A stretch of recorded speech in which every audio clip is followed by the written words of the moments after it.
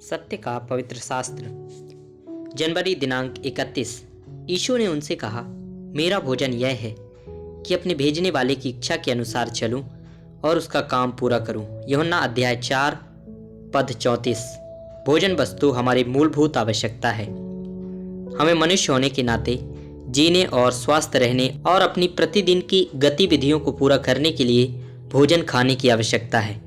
अदन की वाटिका में पतन के बाद जब मनुष्य को दंडित किया गया, उत्पत्ति 3 अध्याय 19 पद में कहा गया, तू अपने माथे के पसीने की रोटी खाया करेगा। इस प्रकार खेती और आदि का पूरा काम शुरू हुआ। अब मनुष्य को अपने परिश्रम से रोटी खाना पड़ता है। प्रेरित पौलुस लिखता है कि दूसरा थिस्सलुनीकियों 3 अध्याय 10 पद, यदि कोई काम ना करना चाहे तो खाने भी ना पाए। अतः मनुष्य को खाने के लिए काम करना ही पड़ता है।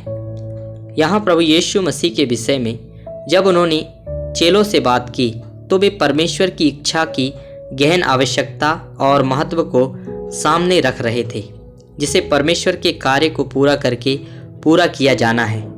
यह संभव हो सकता है कि चेलों को समझ नहीं आया होगा कि प्रभु जी क्या कहना चाह रहे थे, लेकिन एक बात निश्चित है कि परमेश्वर पिता की इच्छा प्रभु यीशु के लिए सबसे महत्वपूर्ण पहलू थी, यहाँ तक कि उनके आवश्यक भोजन से भी अधिक महत्वपूर्ण।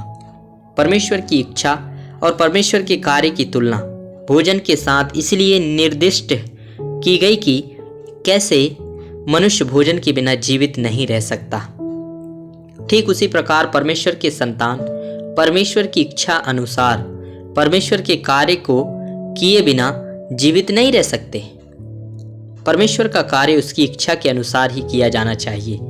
अधिकांश समय हम अपने हृदय की इच्छा के अनुसार, अपनी सुविधा और उपलब्धता और फुर्सत आदि के अनुसार परमेश्वर का कार्य करने के विषय में दोषी होते हैं। यह पवित्र बाइबल का एक बहुत ही महत्वपूर्ण और बुनियादी अटल सिद्धांत है कि हमें प्रार्थना करनी चाहिए और परमेश्वर का कोई भी कार्य करने से पहले परमेश्वर की इच्छा जानने का प्रयास करें, अन्यथा हम भी मत्ती अध्याय 7 पद 23 के अनुसार कुकर्म करने वालों की गिनती में गिने जाएंगे।